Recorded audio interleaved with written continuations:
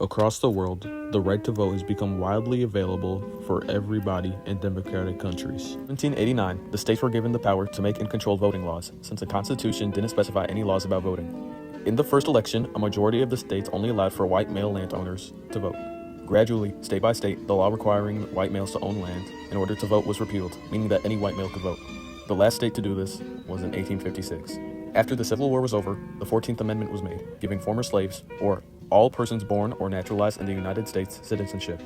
This did not, however, mean that people of color or women had the right to vote yet, because the purpose of the amendment was to allow people of color freedom after the Civil War. It wasn't until 2 years later in the 15th Amendment, which said that any citizen cannot be denied the right to vote based off their skin color, race, or previous condition of servitude, meaning that everyone but women could vote. In 1920, women could finally vote, but it took a lot of work in order to achieve this.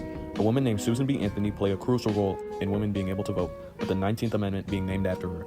Susan B. Anthony was an American women's rights activist who worked tirelessly to ensure that women had the right to vote. She realized that without a voice, women would keep battling for equality over and over again, so she decided to make a change. After the 14th Amendment, Susan went to vote with a group of women. Once back in her own home, she was arrested for doing so. In court, Susan argued that she was free to vote under the 14th Amendment, being a U.S. citizen. The Supreme Court had ruled that women were citizens, but not all citizens, meaning the woman, had the right to vote. It was up to the states to decide who could vote, since, again, the Constitution did not specify. 50 years later, what Susan B. Anthony had been fighting for was accomplished, but unfortunately, she was not allowed to enjoy it.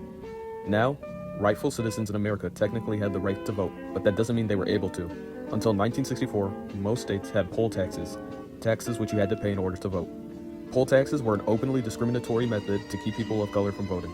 This was because many people of color were in extreme poverty and could not afford to vote, but poll taxes also affected white people. Poll taxes were made to be discriminatory, but also fit inside the laws of the Constitution, and therefore were passed as constitutional by the Supreme Court in 1937. It wasn't until 1966 that, after much debate, poll taxes were unratified by the 24th Amendment, which abolished and forbids the federal and state governments from imposing taxes on voters during federal elections. At this point, everybody over 21 is allowed to vote, but what about those who aren't? Some of the earliest desires for a lowered voting age was in 1940. Now, the first president to endorse this was Dwight D. Eisenhower in 1954. In 1955, the Vietnam War started, which many people were opposed to. The U.S. draft age was, and still is, 18, meaning that young men were able to die for their country, but not vote for who could run it. Many groups argued against this and gave birth to the slogan, "Old enough to fight, old enough to vote." Eventually, the amendment was proposed and passed in 1971 that would allow for lower age citizens to vote in all elections.